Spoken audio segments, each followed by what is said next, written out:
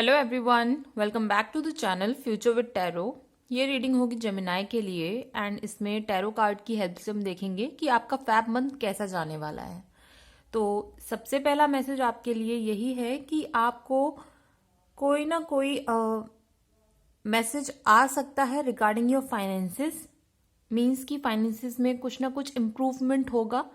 And दूसरा message ये भी हो सकता है कि आपको कोई आकर कांटेक्ट करे इमोशनली आपके तरफ, ना उनका बिहेवियर जैसे प्रीवियस था नेगेटिव, या फिर आपको इम्पोर्टेंस ना देना, या फिर आपकी केयर ना करना, तो ऐसा कुछ चेंजेस होगा किसी पर्सन की लाइफ में।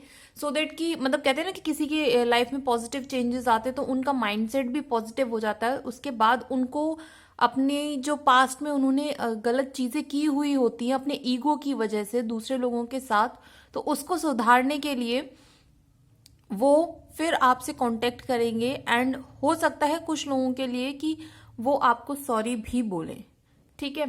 एंड दूसरा मैसेज ये है कि आप फैब मंथ के अंदर ऐसे लोगों के साथ कांटेक्ट में आएंगे जो कि आपकी तरफ उस निगाह से देखते हैं कि आपके फाइनेंसिस में जितना इंक्रीमेंट हुआ है ना, तो कहीं ना कहीं उसका प्रॉफिट थोड़ा बहुत आप उन लोगों के साथ भी शेयर करें, ठीक है। तो थोड़ा सा आपको ऐसे लोगों से बच के रहने की ज़रूरत है, क्योंकि ये जो लोग हैं वो आपके फाइनेंसिस में डिले कर सकते हैं, या फिर जो भी आपके इमोशनली आप बैलेंस्ड फील कर रहे होंगे ना, उसमें कुछ ना कुछ डिस्टॉर्शन क्रिएट करने की कोशिश कर सकते हैं।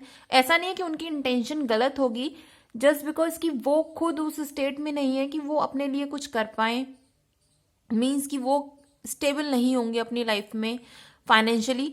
एंड उनको अपनी फैमिली की देखभाल करने के लिए कहीं ना कहीं मतलब दूसरे लोगों की हेल्प की ज़रूरत होगी। तो फैब मंथ में वो लोग आपको अप्रोच कर सकते हैं, तो आप अपने अकॉर्डिंग देख लीजिए कि आपको उनको किस तरीके से हेल्प प्रोवाइड करनी है। उनको फाइनेंसिस के थ्रू हेल्प करनी है, या फिर उनको एक पाथ बताना है जिसके थ्रू वो मनी अर्न कर सके, ठीक है।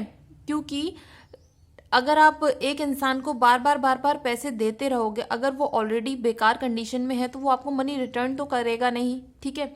एंड यह प्रोसेस अगर आप कंटिन्यूस करते रहोगे ना लोगों के साथ, तो लोगों को लगेगा कि आप इजी गोइंग पर्सन हो, आपके पास जब भी हेल्प लेने आओगे तो आप उनको हेल्प कर दोगे। तो थोड़ा सा इससे बचने की ज़रूरत है। रेदर देन आप उनको हेल्प करना अपने अकॉर्डिंग जितना आप कर सकते हो। ये नहीं कि अपने फाइनेंसेस जितने हैं सारे उसमें से आधा उठा के आपने उनको दे दिया, ये नहीं। पहले आप अपनी ज़रूरतों को पूरा करें, उसके बाद अगर उसमें से कुछ बचता है तब किसी की हेल्प कीजिएगा। एंड अगर आपके पास कुछ आइडियाज़ हैं जिनसे आप सामने वाले पर्सन को हेल्प कर सकते हो कि वो इन फ्यूचर उस आइडिया को यूज़ करके मनी कमा पाए ना, तो प्लीज़ ऐसा कुछ करने की कोशिश ज़रूर कीजिएगा। वो आपको इमोशनली फुलफिल करेगा। बिकॉज क्या होता है ना कि अगर आप किसी को हेल्प करते हो, कुछ ऐसे रास्ते बता देते हो ना, तो ऑब्वियसली वो आपके ऊपर बर्डन क्रिएट नहीं करेगा। एंड एट द एंड अगर वो खुद कमाना शुरू करेंगे तो आपके ऊपर वो बार बार पैसे मांगने के लिए नहीं आएंगे। एंड आपको मैं साफ बोलूं तो इमोशनल कनेक्शंस आपके जो हैं न्यू आने की चांसेस हैं, कांटेक्ट होगा। एंड वो कनेक्शंस इतने ज़्यादा फुलफिलिंग होंगे कि आपको सीरियसली ऐसा लगेगा कि जो पास्ट के कनेक्शंस थे ना, आपने जितना उसमें टाइम इन्वेस्ट किया था उस पर अब आप कम ध्यान दोगे। एंड जो आपके न्यू कनेक्शंस होंगे वो आपकी लाइफ में प्रॉस्पेरिटी लाएंगे, इमोशनली बहुत ज़्यादा आपको और बैलेंस करेंगे। एंड आपका मेजर फोकस जो होना चाहिए वो मैं बोलूँगी कि फैब मंथ में आप प्लीज़ अपने न्यू कनेक्शंस के ऊपर फोकस कीजिएगा। क्योंकि कुछ लोगों के लिए है कि जो न्यू कनेक्शंस होंगे ना, वो आपको हेल्प करेंगे आपके फाइनेंसेस में इंक्रीज करने के लिए। मींस कुछ ऐसी अपॉर्चुनिटीज़ हो सकती हैं जिससे कि आप किसी के कांटेक्ट में आए एंड वो न्यू पर्सन होगा, एंड उस कांटेक्ट की वजह से शायद आपको कहीं कोई डील क्रैक हो सकती है, या फिर अगर आपने कहीं इन्वेस्ट किया हुआ था एंड वो मार्केट में पैसा अटका हुआ था, तो उनकी हेल्प से आप अपने मार्केट में जो पैसा है ना उसको यूज़ कर पाओगे, निकाल पाओगे। एंड उसके बेसिस पे आप उसको कहीं और इन्वेस्ट करके और मतलब कहते हैं ना फाइनेंसिस में इंक्रीमेंट कर पाओगे। दूसरा, आपकी जो फैब मंथ में जो एनर्जी है ना, पास्ट में आपका ऐसा था कि आपका फोकस बहुत ज़्यादा अच्छा था अपने एम को लेके, ठीक है। बट वो चीज़ अगर आपको नहीं मिली है अभी तक, तो आपको कार्ड्स यही बोल रहे हैं कि आप अपने फोकस को हिलाओ मत। ये जो एनर्जी है बहुत कहते हैं ना, एनहेंस हो सकती है। एंड वो एनहेंस तभी होगी जब आप अपने फोकस को इधर से उधर हिलने नहीं दोगे। भले ही आपकी जर्नी बड़ी है या फिर उसमें थोड़ी बहुत रुकावटें आ सकती है, मैं ये नहीं बोलूँगी कि रुकावटें नहीं है आपकी जर्नी में, आपके पाथ में ये चीज़ें आती हैं और ये एक हिस्सा होती है लाइफ का। अगर आप अपने लेसन को सीख लेते हो तो जो आपका फाइनल रिजल्ट्स होंगे वो आपके फेवर में होंगे। लेकिन अगर आप पास्ट की मिस्टेक्स को सीखोगे नहीं एंड उसकी वजह से जो आपको लेसन मिला है वो नहीं सीखोगे, तो आप फिर ना उसी साइकिल में बंधे रह जाओगे। आपको बार बार वही एक्सपीरियंसेस फील करने होंगे। तो इट वुड बी बेटर कि आप ना अपनी साइकिल को तोड़ना सीखिए। और साइकिल को तोड़ने का तरीका सबसे बेस्ट यही रहता है कि जैसे अगर आप एग्जाम्पल लेते हैं कि अगर आप पास्ट में किसी कनेक्शन में थे एंड वो कनेक्शन अच्छा नहीं रहा, कोई भी रीज़न XYZ रीज़न हो सकते हैं, तो आप उससे देखो कि आपने उससे क्या लेसन सीखा। और ये नहीं है कि आप हमेशा दूसरे के ऊपर गलती डालो कि भाई दूसरे ने ऐसा क्यों किया। आप अपना भी देखो कि अगर आपने बहुत ज़्यादा टाइम इन्वेस्ट किया था या मनी इन्वेस्ट किया था, तो आप से कहाँ पर गलती रह गई। क्या आपने उस टाइम पर अपने ऊपर फोकस किया था, अपने ऊपर काम करना किया था? मतलब अगर नहीं किया है तो वो चीज़ों को आप तोड़ो एंड काम करो अपने ऊपर। या फिर जैसे अगर आप किसी प्रीवियस जॉब में खुश नहीं थे एंड उस जॉब में आप देखिए आपके कलीग्स आपके साथ कैसा बिहेव करते थे, आपके सीनियर आपके साथ कैसा बिहेव करते थे, क्या कम्युनिकेशन गैप था आप लोगों के बीच में। तो अगर ऐसी कुछ चीज़ें हैं तो अपनी बातों को रखना सीखिए। एंड वो ऐसी नहीं होनी चाहिए कि टोंट कर रहे हो आप।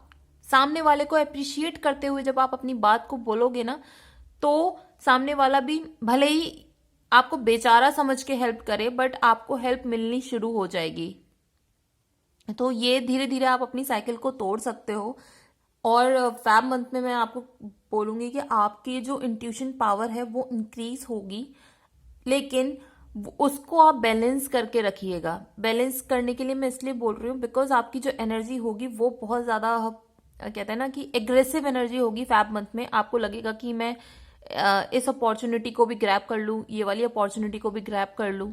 एंड लाइफ में मतलब आपको लगेगा जल्दी जल्दी चीज़ें करूँ सो दैट कि मेरे और फाइनेंसेस जो है ना वो इंक्रीज करें रैपिडली। एक्सपोनेंशियल ग्रोथ चाहते हो आप, लेकिन ये ग्रोथ तभी होगी जब आप अपने इंट्यूशन को साथ में लेके काम करोगे। अगर आपको फ्रूट्स चाहिए अपने किसी भी हार्डवर्क का, तो उसके लिए क्लियर यही है कि सबसे पहले अपने पास्ट में जो मिस्टेक्स हैं उसकी जो सैडनेस है उससे अपने आप को डिटैच करो।